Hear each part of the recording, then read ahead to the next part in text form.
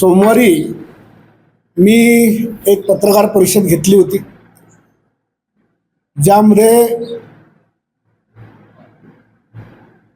आमदार गायकवाड यांनी बोलताना चिखलीमध्ये असं म्हटलं होतं की बुलढाण्यामध्ये मी भारतीय जनता पक्षाच्या कार्यकर्त्यांना 150 कोटीची कामं दिली. असं खोटं आणि बेजबाबदारपणाचं वक्तव्य त्या ठिकाणी त्यांनी केलं.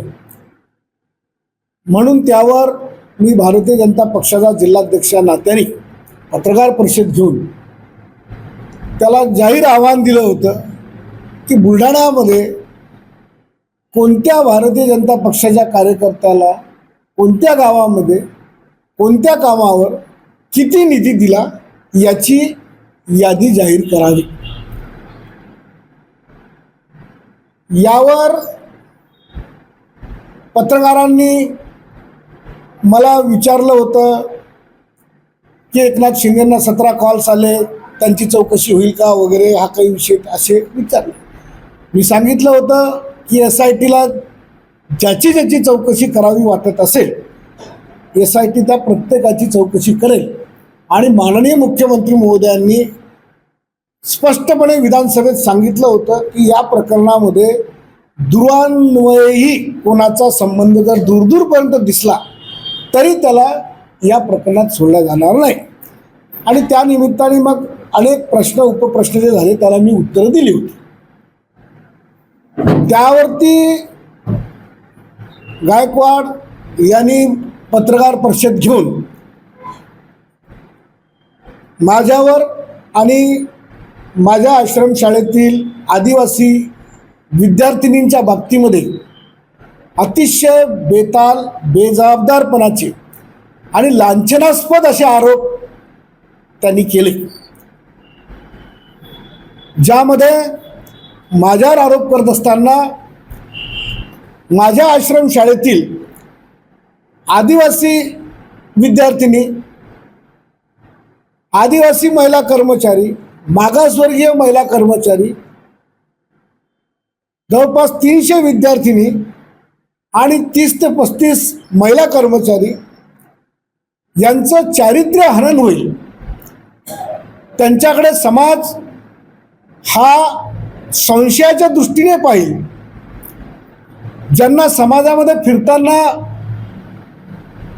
कुठेतरी एक अपमानाची भावना मनामध्ये निर्माण होईल. ज्यांच्याकडे पाहताना उद्या लोक म्हणतील की विजयराज शिंदेच्या आश्रमशाळेतली हीच मुलगी आहे का बा, का ही मुलगी विजयराज शिंदेच्या आश्रमशाळेत होती का बा.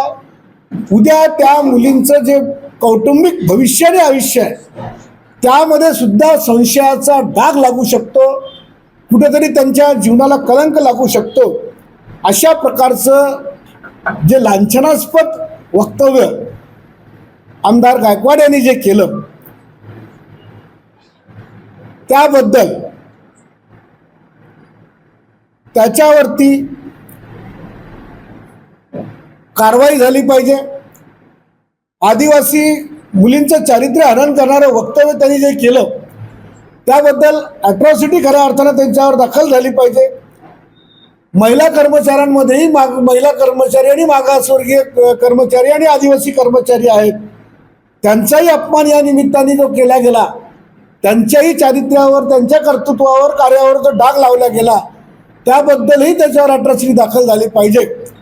म्हणून मी स्वतः आज जिल्हा पोलीस अधीक्षक व ठाणेदार यांना जाऊन रीतसर माझी तक्रार त्या ठिकाणी दाखल केली आहे. व त्याचबरोबर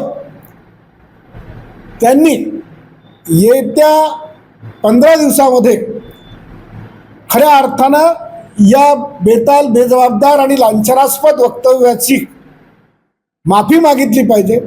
आदिवासी विद्यार्थिनींचा जो चारित्र्य हननाचा प्रकार त्याच्या तोंडातून जो झाला, त्याच्या वक्तव्यातून झाला, त्याबद्दल आदिवासी विद्यार्थिनींची सुद्धा आणि मागासवर्गीय महिलांची सुद्धा तरी माफी मागितली पाहिजे. माझ्यावर सुद्धा जे बेजबाबदारपणाचे आरोप केले त्याची सुद्धा माफी मागितली पाहिजे. अन्यथा मी गायकवाडवर 100 कोटीचा अब्रू नुकसानीचा दावा दाखल करणार आहे हे आजच्या पत्रकार परिषदेमध्ये मी आपल्या सर्वांना सांगू इच्छितो.